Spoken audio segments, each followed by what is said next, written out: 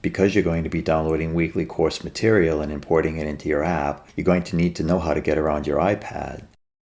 And as you follow along with this video, you'll download a zip file from Google Fonts which you'll want to hold on to, as we'll be talking about installing fonts on your iPad in a dedicated video. These instructions are being recorded on an iPad Pro, which is running on iOS 14.2. Know that interfaces do vary slightly on different iPads, so please acclimate to things that might be found in slightly different locations on your iPad. And two items that are best positioned in a standardized location are the Safari and Files icons. So let's make them really easy to access by pinning them onto the dock. To do so, just long press and drag.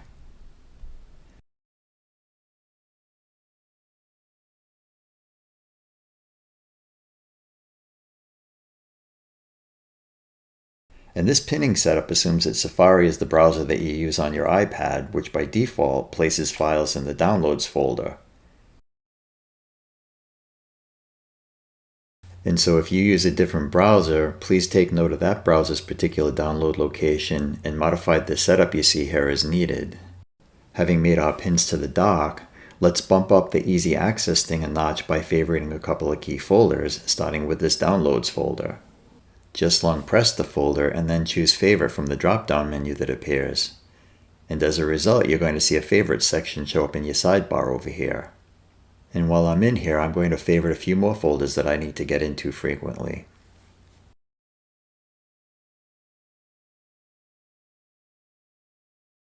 And once I've favorited my folders, I can rearrange them by pressing and dragging. You should really consider a folder archive setup like this on your iCloud account, because in addition to the fonts you'll download now per this video, you'll also accumulate assets that you can use on your iPad and on your computer. And these assets are sure to outlast your current devices. With our folders now favorited, let's swipe back up to Safari and tap the download button seen just below this video. And when you get the prompt from your iPad, tap download to confirm that you do in fact want to download. Having done that, we're going to swipe back to Files, and then we're going to tap on our downloads favorite shortcut here, and you can see that that download came through. Now, this is a pretty quick download because the file's pretty small, but just know that it might take a little while if it's a larger zip file. So now what I'm going to do is tap that zip to uncompress it. Just wait a couple of seconds for things to finish baking.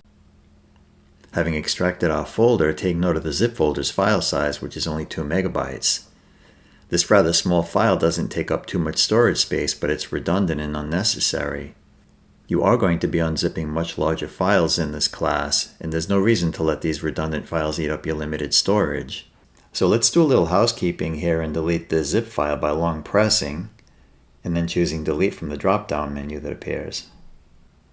And now we're not done with our housekeeping because we need to go into our recently deleted shortcut over here on the sidebar.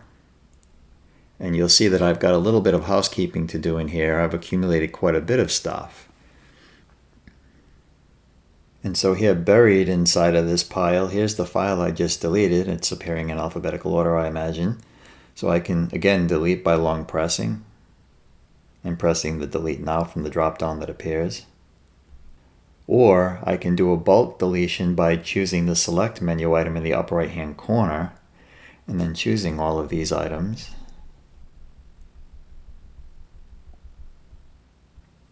And then choosing the Delete selection down below. And of course, we're going to confirm, and housework complete. And so now let's go back to our Downloads folder by tapping on the new shortcut we created in the Favorites section. And let's move this typeface folder into the Shared Fonts folder, which we also created in the Favorites sidebar. And that can be done 2 different ways. You can long press on the folder, and then select Move from the drop-down menu, and then navigate to the iCloud Drive, and here's that folder right there.